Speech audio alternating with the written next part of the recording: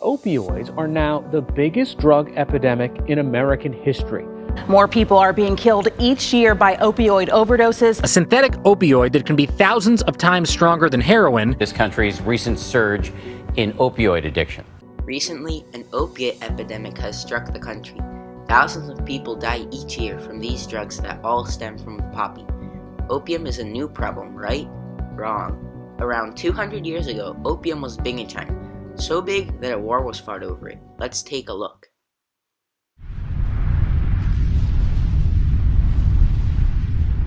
In England, it's 1792, and a problem has arisen.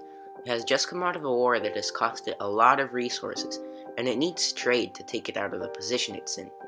The solution? Trade with China.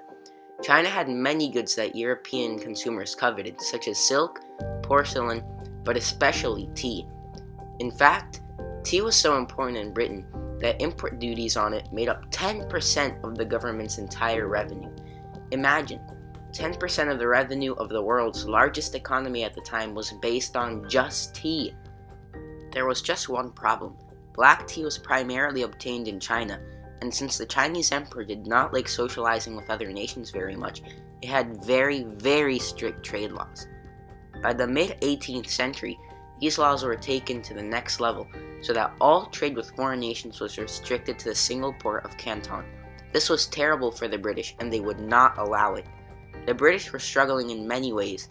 They had a huge trade deficit with China, wars had left the treasury empty, and even the Honorable East India Company was bankrupt. They needed to open up trade. So the British sent the Earl of Macartney on a royal tribute mission to China to get 3 goals accomplished: end the Canton system, secure an embassy in China, and maybe even get permission to occupy the small barren island known as Hong Kong. However, due to cultural differences and stubbornness from the Chinese, Macartney returned to Europe with none of his goals accomplished and an extremely snarky letter from the emperor. As your ambassador can see for himself, we possess all things. I set no value on objects strange or ingenious, and have no use for your country's manufacturers. Only one thing could save the British economy, a good that the Chinese actually wanted, and that leads us to opium.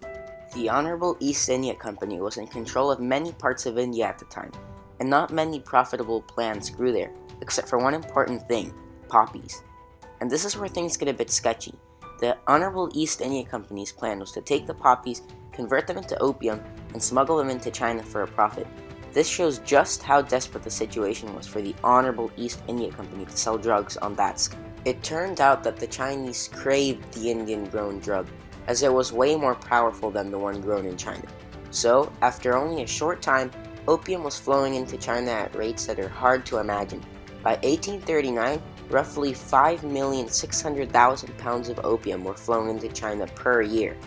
But this did not go unnoticed by the Chinese. The emperor appointed a very well-respected man named Lin Zexu to stop the opium trade, which was hurting China both economically and morally. His actions were quick and powerful. He arrested hundreds of Chinese opium traders, put addicts into rehabilitation, and closed opium dens. Then he went to deal with the foreigners. When the European traders refused to give up their drugs, Lin Zexu surrounded the foreign warehouses with troops and waited for the merchants to give in. Almost 2 months later, they finally did, and they gave up 21,000 chests of opium, worth an unimaginable amount of money. Zexu then took it all and burned it to a crisp. The British merchants were understandably infuriated over their losses, and outcry began to ring out. Furthermore, the Chinese made the British get out of their land, so the British retreated to the barren island of Hong Kong. The merchants were desperate for food, so they sent out a ship to the mainland to get some. But as they were coming back, a Chinese ship blockaded the British, and so, in the middle of a barren ocean, were fired the first shots of the Opium War.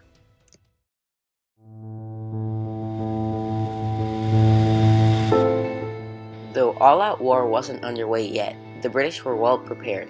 They set up a naval blockade on Canton and refused to trade or negotiate with the Chinese.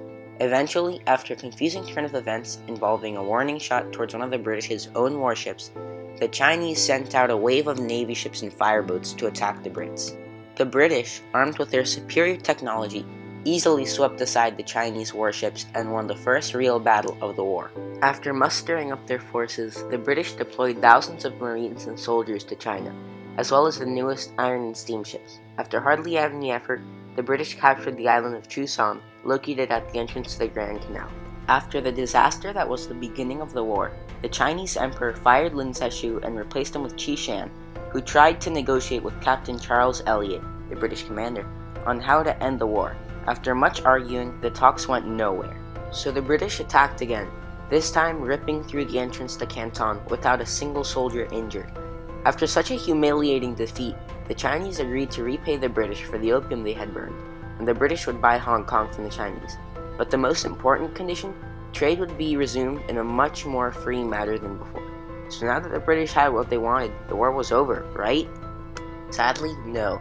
Elliot's boss back in England was furious with the terms he had come up with, like not keeping the land they captured, not demanding a larger sum of money, but most of all, for not even bringing up opium in the compromise. So, Elliot was dismissed and replaced with men who would have no mercy towards the Chinese. The emperor was also displeased with how negotiations went, so he sentenced Qi Shan to murder. Now, both sides were no longer open to finding common ground with each other. The only option was victory. The Chinese tried to take back Canton twice, but the modernized army of the British crushed the Chinese army, and the sale of opium continued. When the men who replaced Elliot finally reached China, their actions were swift. They started to go up the Grand Canal towards Beijing, sacking cities along the way. Taking over the cities was easy for the British, too easy in fact. It turned out that many of the Chinese soldiers were addicted to the same drug they were supposed to be fighting against, opium. Smoking opium can cause heart damage, constipation, and sleep dysfunction, so it is understandable that the Chinese hardly put up a fight. During the spring of 1841, the British secured Shanghai, and then moved on to Nanjing, which was at the entrance to the Yangtze River, the heart of China. This would be the final battle. But alas, there was no final battle. The emperor finally conceded to the fact that the Chinese were no match for the British, and so he surrendered, and diplomatic talks began.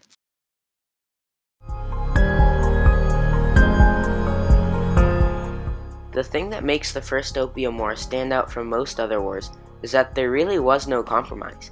Even in other one-sided wars, the winners don't get to 100% control the talks. But the stakes were high for the British, so there was no compromise. Only giant gains for themselves. Everything that the British wanted, and more, was agreed to. Instead of the £6 million they had originally asked for, they received $21 million. The Canton system was completely abolished, and the tariff rates were to be agreed upon and not set by the Chinese. Furthermore, the island of Hong Kong was given to the British. The only thing that the Chinese did not agree to was the legalization of opium, which the British were furious at. This would eventually lead to the Second Opium War, but that's a story for another time. All of this was written in the Treaty of Nanjing, which went down as one of the most one-sided treaties in history. Just by reading it, you can tell who was in charge. British subjects shall be allowed to reside for the purpose of carrying on their commercial pursuits without molestation or restraint at the cities and towns of Canton, Amoy, Fuchaofa, Ningpo, and Shanghai. The treaty has since been coined the Unequal Treaty and has been engraved into the Chinese consciousness as the low point in Chinese history. They are brought up when diplomacy with the West heads south, and it is used as propaganda to show what happened when China incorporated too much with other countries. Though the First Opium War didn't have a high casualty rate, or bloody conflicts, or outstanding leaders, it has had a profound impact on the world today, especially on China and the way global politics work. But all of this should make you wonder, if a war was already fought over this drug, and we know the negative effects it can have, why do we still see so much of it? Well, as George Santanea once said, those who do not learn from history are doomed to repeat it.